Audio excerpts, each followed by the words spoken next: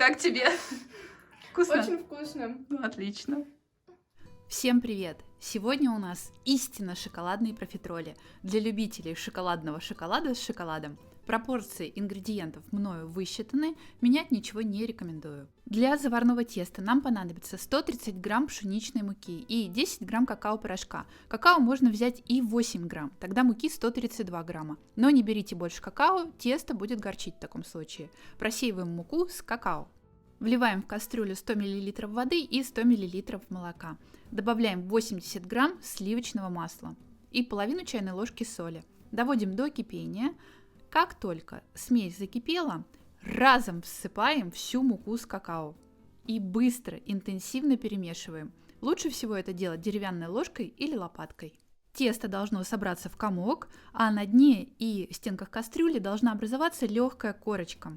Перекладываем тесто в миску, чтобы оно побыстрее остыло.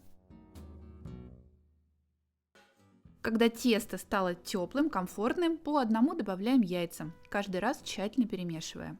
Я добавила 4 яйца, но этого недостаточно. Поэтому одно яйцо размешаю вилкой и буду частями добавлять его, перемешивая.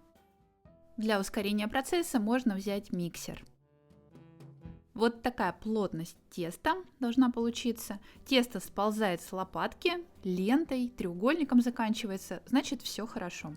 Перекладываем тесто в мешок. Необходимо удалить пузырьки воздуха обязательно. Можно взять какую-нибудь крупную насадку, но я просто отрезала носик. И отсаживаем пирожные на застеленный пергаментом противень, отступая друг от друга достаточно места, потому что они расширятся и будут такие кругленькие и крупненькие. Мокрым пальцем придавливаем хвостики, чтобы они не подгорели. Отправляем профитроли в разогретую до 190 градусов духовку на 40 минут. Я не меняю температуру в моей духовке, и так все отлично выпекается. В любом случае, вы должны знать свою духовку лучше и как-то совладать с ее характером. Следите уж сами. Пока профитроли охлаждаются, сделаем крем. 150 горького, можно взять молочный шоколад, растопить на водяной бане. В миску отправить 200 грамм сливок, 33% и выше. К сливкам отправляем 300 грамм маскарпоне и 70 грамм сахарной пудры.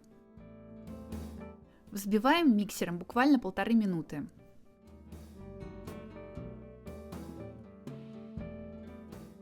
Убираем со стенок миски налипший крем и взбиваем еще 1 минуту.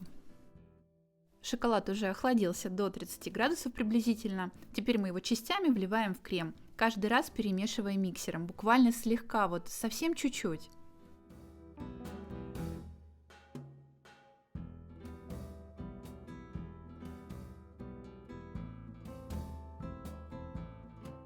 В самом конце крем перемешиваем лопаткой. Если постоянно и много взбивать миксером, то крем расслоится. Вот такой потрясающий шоколадный крем у нас получился. Перекладываем его в мешок с любой насадкой и начинаем заполнять пирожные. Можно пирожные разрезать пополам и заполнить их ложкой. Так будет и быстрее, и удобнее. Тут уж вам решать, как лучше для вас.